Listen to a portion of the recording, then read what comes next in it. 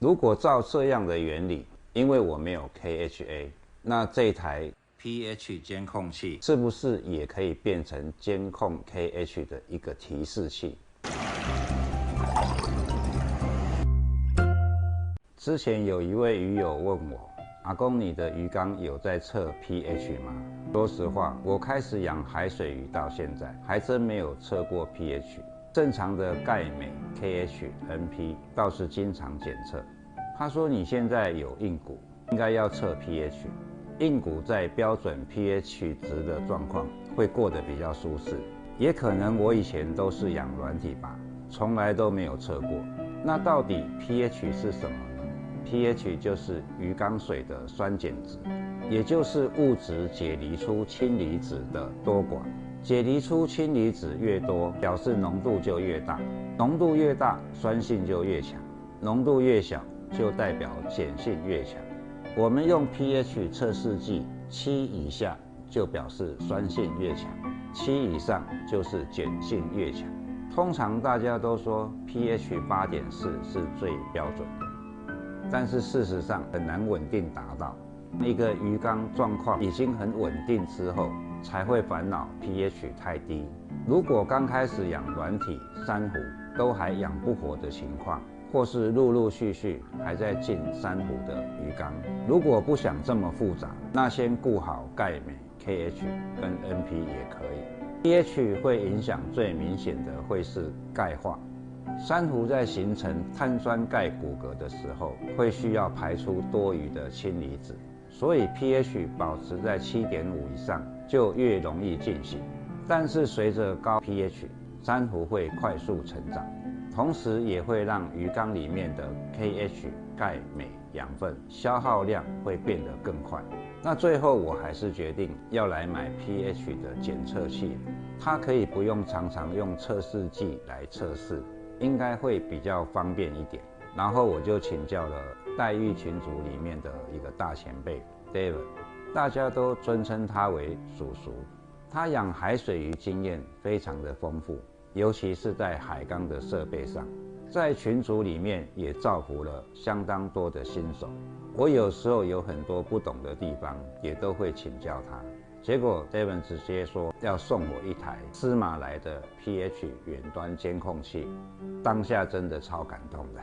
我也请教了他一些鱼缸的 pH 跟 KH 的相关问题。下面我们来听听看他怎么说，然后也来观赏他家里鱼缸跟设备的影片。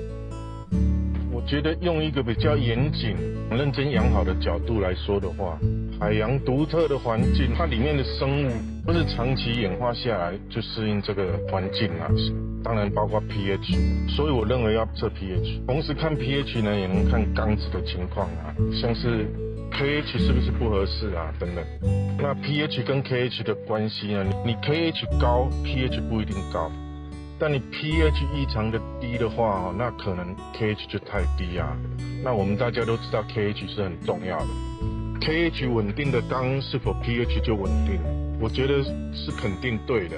问题是你 pH 是稳定在哪一个 range？KH 它很重要，它存在的目的很大部分是为了阻止 pH 下降。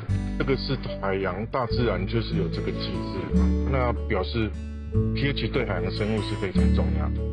因为碳酸氢根它能够中和酸性物质，酸性物质呢，它就是在我们鱼缸它的生化过程，还有鱼死掉啊，或者什么有机体死掉啊，它就腐败，或者是排泄啊，还有我们加的饲料等等，它都会产生酸性物质，就需要靠 KH 去把它中和，要不然我们鱼缸就会越来越酸，不然很重的缸啊。营养也很高的缸啊，它的 pH 就可能会比较低，因为酸性物质就很多。那我们人工的水族箱呢，它还有一个干扰，就是我们是生活在那种现代化的都市就是人口都密集啊，空气中的 CO2 含量就会比较高。啊 CO2 它是酸的嘛，那蛋白质吸进去里面就一直搅拌，就等于是把那个鱼缸的水就直接酸化了。那我觉得这个是人为的啦，没有办法，因为我们在都市就是这样。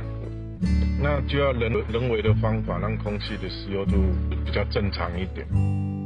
好，关于这个你可以去了解一下 CO2 吸附剂，它安装的方式是很简单的。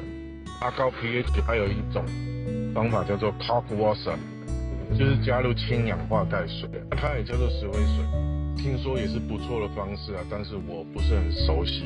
然后一个污染比较重的鱼缸我想它水质酸化的压力会比较大，因为你一直加入酸性物。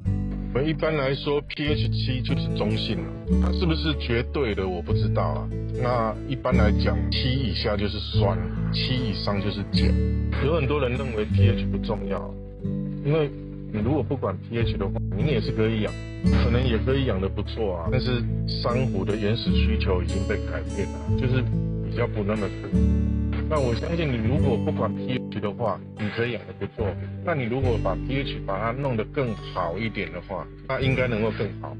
所以说，我觉得你如果是很认真要养的话呢 ，pH 应该是要去注意它的。人工的水族箱实际上我们是很难完全复制海洋的环境的，但是 pH 我们可以很容易的做到，要测它也不难。那我们既然做得到了，那为什么不做呢？KH 高 pH 不一定高 ，pH 异常的低的话 ，KH 就有可能太低了。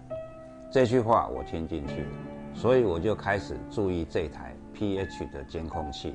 这台监控器有云端监控，所以开启云端监控就可以看到今天的 pH 的走势图。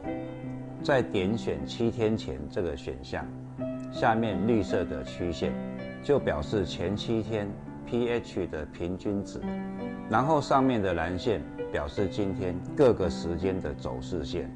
有一天我发现今天的 pH 走线完全低于前7天的平均线，大约 0.2 到 0.25， 我就马上测试 KH， 结果没错，跟叔叔说的一样， pH 异常变低，我的 KH 掉到 6.6 了。如果照这样的原理，因为我没有 KHA， 那这台 pH 监控器是不是也可以变成监控 KH 的一个提示器？那就太好了，至少我可以多了一个提醒我的监控器。还有它也可以远端监控温度。你可能会说，监控温度应该没有必要吧？家里有冷水机加温棒。